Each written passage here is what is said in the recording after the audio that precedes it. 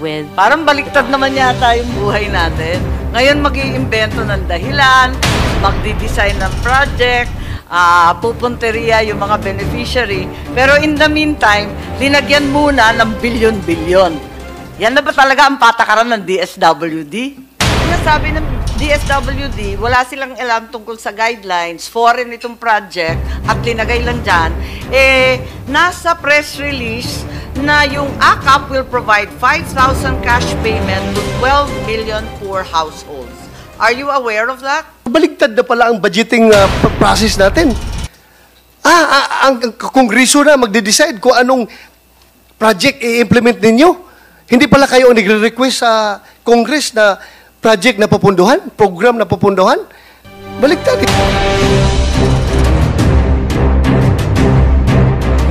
At mas lalo akong nagulat sa halaga. 26.7 billion. Isang programa na ngayon ko lang natuklasan at ngayon lang narinig, pero may bilin dito sa text, all soft projects, including AKAP, must go through the office of the Speaker. AKAP, AIX, TUPAD, MAIP for the PI and other efforts. Madam Yes, Chair, Senator JB, ako rin please. medyo naging curious sa AKAP, ngayon ko lang narinig eh. No? Siguro can ask the SWD, what is this program about?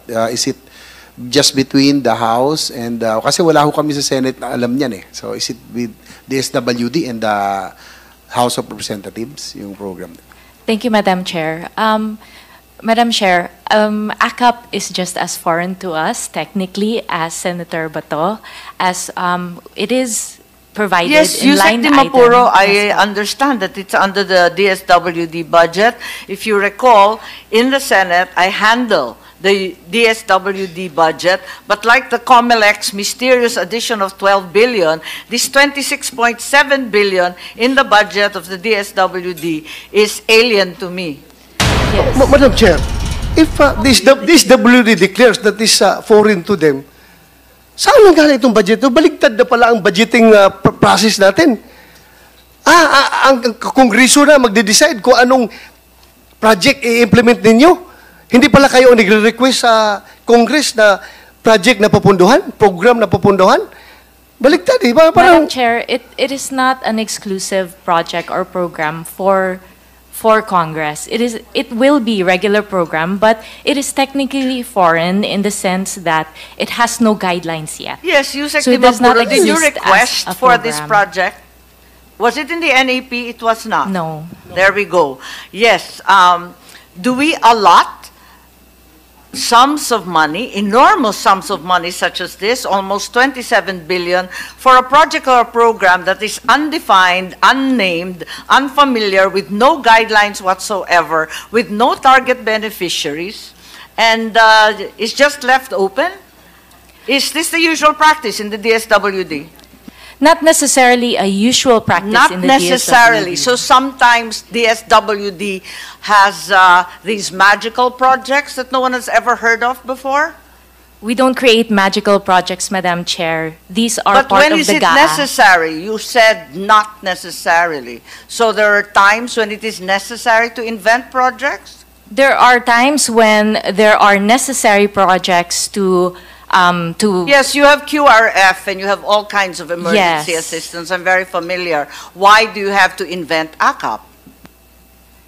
AKAP is not invented.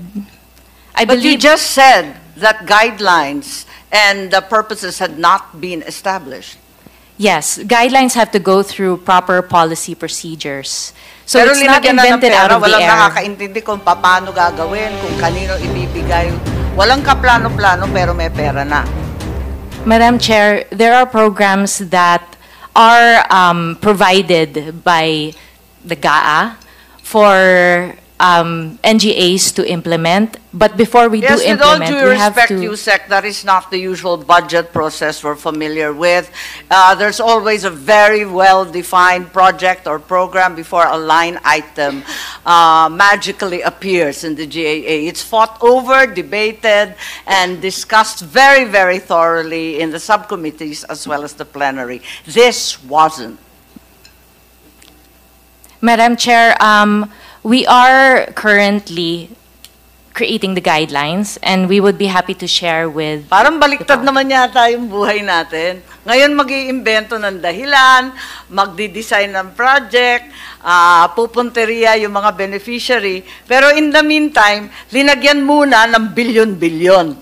Yan na ba talaga ang patakaran ng DSWD?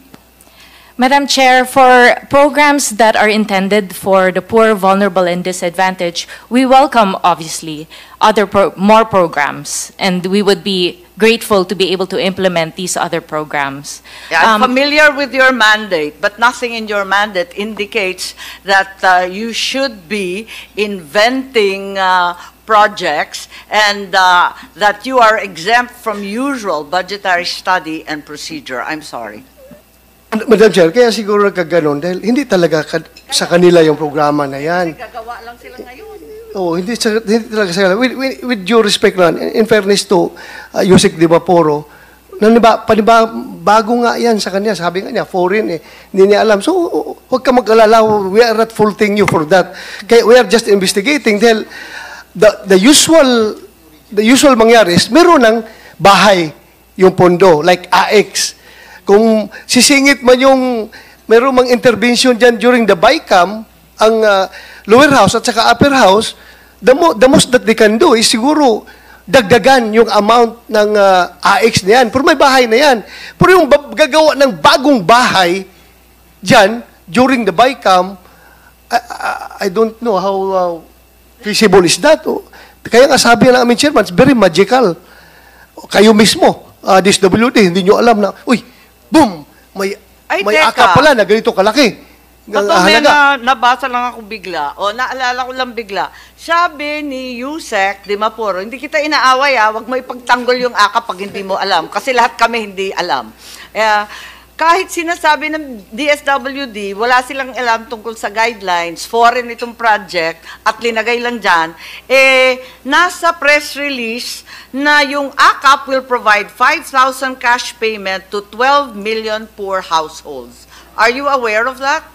Yeah, I've read those press releases, But isn't Madam this a mere Chair. duplication of so many programs already initiated by previous administrations, the 4Ps and then the AIX, the never-ending ayuda, SAP 1, SAP 2, walang katapusan to.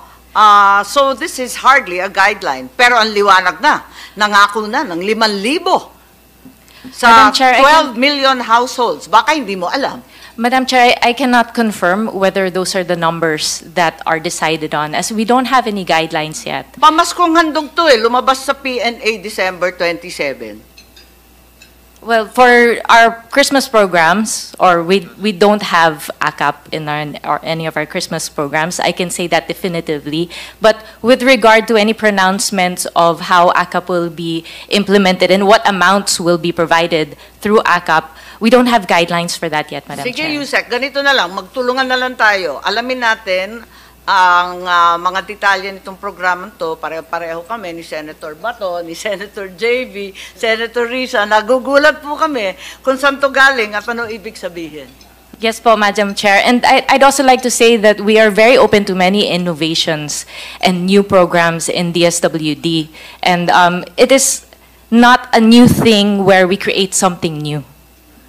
Madam Chair, just to add. Okay lang yan, okay lang. I'm not gonna fight with you over that, but that's completely inaccurate and untrue. Okay, Senator Bato, please. Pagkuha ko lang kay Yusek na walang problema. Wala kang problema dito sa amin. Huwag ka mag-alala. Ang amin lang talaga is, nagulat lang kami sa Senado. AKAP. Hindi namin nakita yan sa, kahit na ilang araw mo pag-aralan yung NEP, kahit ilang araw mo pag-aralan yung GAB, hanggang sa hindi mo talaga makita yan. Nagulat na lang kami ngayon na may ganyan pala. Ikaw nga, nagulat ka sa inyong departamento yan. Okay lang, pareho tayong nagulat ngayon. A happy surprise, Senator Bato, Madam Chair. A happy surprise because it will help the disadvantaged at the end of the day. Walang problema yan. Hindi, okay lang yan. Kung mapunta sa taong bayan yan, importante yan. Okay ako, walang problema. Yung nga lang, siguruhin ninyo dahil ang PNP ngayon, nagbabantay na pag mag-release kayo na babawasan na naman yung pera, ang 10,000 ibigay sa tao, tapos ibalik yung, bawiin yung 9,000, 1,000 lang maiwan doon sa tao. You hear that during our hearings, di ba? Yes, Madam Oh, Chair, kaya we bantayan are ninyo happy talaga for the yan. support of PNP to help Yeah. us in those payment areas. Oh, Off-site payment areas po siya. thank you. Madam Chair, dagdagan ko na Madam lang. Dagdagan ko na lang yung, Senator JV, yung hindi pagka-surprise kita inaaway, natin. mahal ko yung pamilya mo. Ang course. problema, wag mo ipagtatanggol yung hindi mo kaya ipagtanggol. Ayan, Senator Madam Chair, JV, dagdagan ko na please. lang siguro yung surprise na ito. According to Infos, our appropriations chair of House, Saldico, said that 60 billion for the ACA program under the 2024 budget with 26.7 already lodged under DSWD. So 60 billion pa lang allocated dyan. So 26 billion pa lang nasa DSWD.